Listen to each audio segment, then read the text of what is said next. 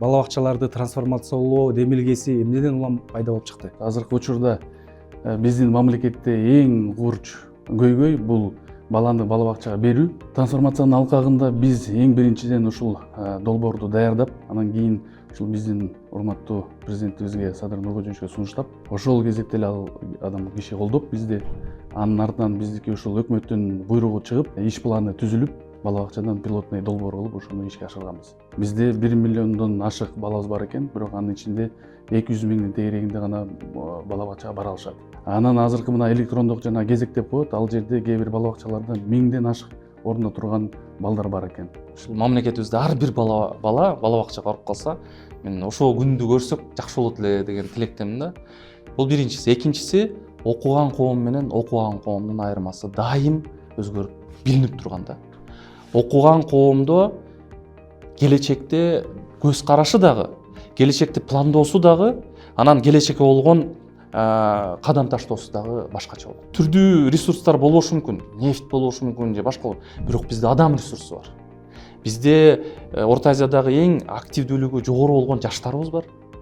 Анан ошолорду, ошол тайпаны дагы көбүрөөк күчтөндүрүп, дагы калыптандырыш үчүн ушул билим берүү системасын, мектепке чейин билим берүүдөн баштап жогорку окуу жайга чейин түздөп алсак, буюрса, менин оюмча эң жакшы жетишкендиктерге жетишебиз да.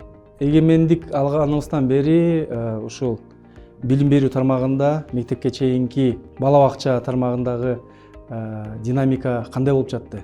Эң кызыктуусу, ушу 91-жылы балдардын камсыздоосу бала бакча менен 30% болгон экен.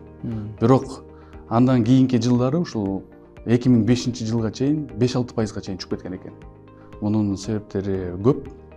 Приватизация болуп кеткен, ушундай баягы жерлерде айыл өкмөттөр ошол жака кирип кетишкен, ушу 5-6%га чейин түшүп, бирок ушу 23-жылы 24-26%га чыккан экенбиз, бирок ошол 91-жылдагы көрсөткүчкө жетпептирбиз.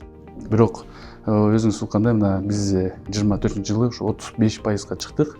Эми Кудай буйрса ушул келечекте ушул 26-жылга чейин ушул долбоорду толук кандуу ишке ашырсак, биз ойлоп атабыз ушу 50%дан чыгабыз го деп.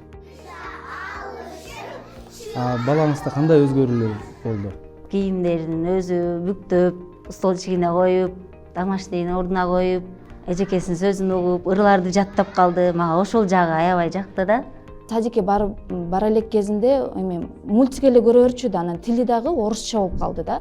Азыр болсо садикке баргандан бери кадимкидей кыргызча сүйлөп, кыргызча стихотворенияларды, эмелерди жаттап калды да. Ойлорун ачык айтып, элдер менен жакшы аралашып, тартууну болбой, көп нерселерди үйрөнүштү. Жазганды биз үйрөтпөсөк деле өздөрү жазганды үйрөнүп алышыптыр садиктен.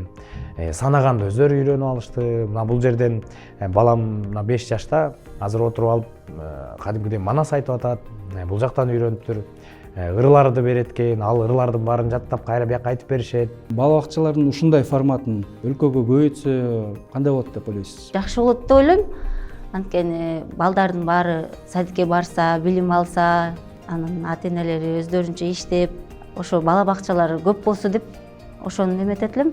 Буга чейин мен жеке менчик бала бакча бергем. Ал жактан көнө албай аябай кыйналышкан да. Бирок бул жакта аябай жакшы көрүнүштү. Бул жактын тамактары да жагат, эжелерин да жакшы көрүшөт. Бардык шарттары менен балдардын окуусуна өзүнчө жакшы шарттары каралган, тарбиячылары да аябай мыкты деңгээлде сабактарды өтүп беришет. Башка садиктерден ошо курсагыбыз ачып, курсагыбыз тойбой, анча-мынча жакшы каралбай калчу эле. Бирок бул жака келген андай нерсе болгон жок, кайталанган жок, өтө жакшы, курсактары ток, көңүлү жакшы. Сүйүнүп барам, садик жакты, тамактары жакты деп аябай сүйүнүп келет да биздики.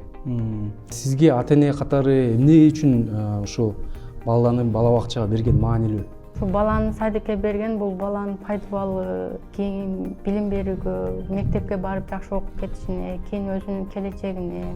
Баланын турмушу, келечеги бул бала бакчадан башталат. Бала бакча жакшы болсо, калган кийинки этаптардагы жакшы болот деп ойлойм. Мектеби, андан кийинки окуу жайлары. Үйдө отурган бала менен бала бакчага келген баланын айырмасы өтө чоң.